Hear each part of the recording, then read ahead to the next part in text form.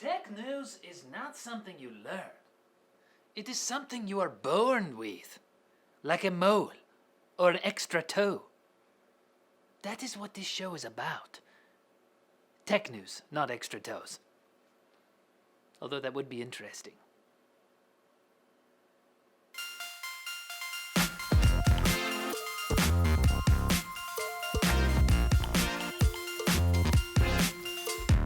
Nintendo fans have had the whole weekend to get worked up into a frenzy concerning new details about the Switch, so let's see what all the hubbub is about. First off, you know that video last week about the Switch that shipped early? Yeah, turns out it was one of a number of units that were stolen and resold. Its owner, or former owner now, Hip Hop the Robot from NeoGAF forums, has since returned it to Nintendo. So it looks like we won't get much more illicit previews of the Switch. Except for this one. A user on Chinese site Baidu posted extensive teardown photos of what is allegedly a Switch, but some people are claiming it could be a fake. But recreating a fake device is a lot of work to go through for some likes on your post, bud. And the last bit of Switch news, Nintendo's Japanese site listed the download sizes for a number of games, and it's apparent you'll fill up the 32 gigabytes of internal storage real quick. Dragon Quest Heroes 1 and 2 won't even fit. That's all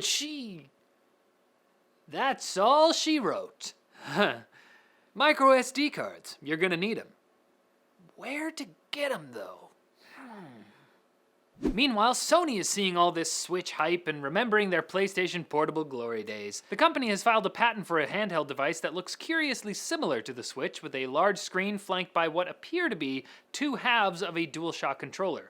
Although it's not that curious, given that that's a pretty common design for a handheld. But what is curious is that this patent was filed back in 2015.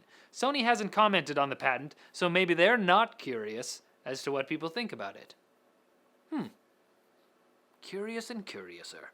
And truly wireless charging may be upon us. The MotherBox, aside from being a clever reference to DC Comics, is a device that can supply 2 watts of power to a mobile device 20 inches away, but charging power increases as you get closer. At 5 inches away, you get 10 watts. Your smartphone receives power through a special case which plugs into the charging port. The MotherBox is on Indiegogo right now, going for $79 US as an early bird price. Does it actually work as advertised? Who knows? Does it look like something you want sitting in your house? Equally as iffy. Actually, why don't you guys answer that question? Leave a comment, why don't you? Do you want it? Is the question. It's that time again, time for quick bits. SpaceX made a bit of history on Sunday, launching a Dragon spacecraft to meet with the International Space Station from Kennedy Space Center Launch Complex 39A, which was last used to launch the Space Shuttle in 2011. Space Shuttle. That's right. Oh, and they also landed the first stage Falcon 9 rocket back at Cape Canaveral successfully. The video looks pretty sick. And the future looks musky. Samsung may be working on a Surface Book competitor. The company published a companion app for a device called the Galaxy Book. There's no other revealing details listed except a mention of pen functionality. Photos have leaked of the HTC One X10, which is part of a lineup of phones the company is expected to unveil at Mobile World Congress next week. It's got a fingerprint scanner.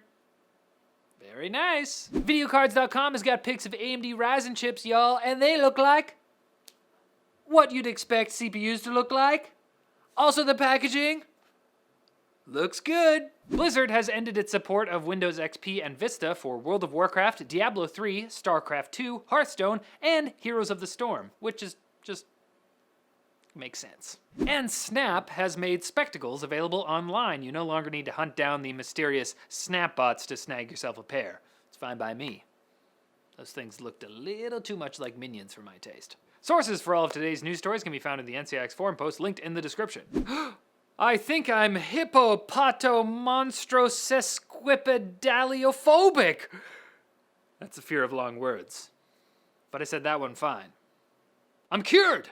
If you've got something you'd like us to say on Netlink, tweet us with hashtag NCIXYodog. This Saturday, February 25th, we are going to be live streaming for 12 hours from here at the NMG studio. We're going to be playing games, doing a Q&A with the hosts of the channel, and more. Why? Because NCIX PC is competing in the Intel Rig Challenge, where 7 $10,000 extreme gaming PCs are being built to be shown off at PAX East in Boston.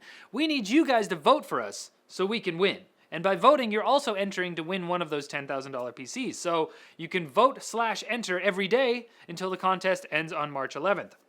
So do that, And tune into our stream this Saturday. We're not entirely sure what the details are yet, but it's probably going to be on Twitch and maybe YouTube and Facebook.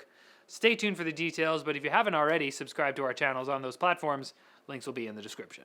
Alright, that's it for Handling Daily, guys. Thank you so much for watching. Click over here for previous videos. Check us out on Twitter over here. But as always, like the video if you liked it. If you liked it.